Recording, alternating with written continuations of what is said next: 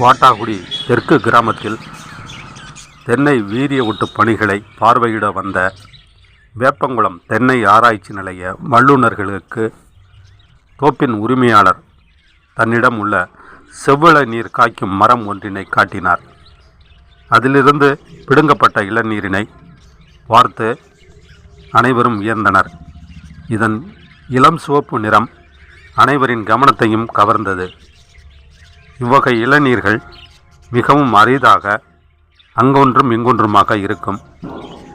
இளநீர் சுவையாக இருக்கும் என்றும் இந்த இளநீரை குடித்தால் உடலுக்கு நலம் என்றும் கூறுகின்றனர்.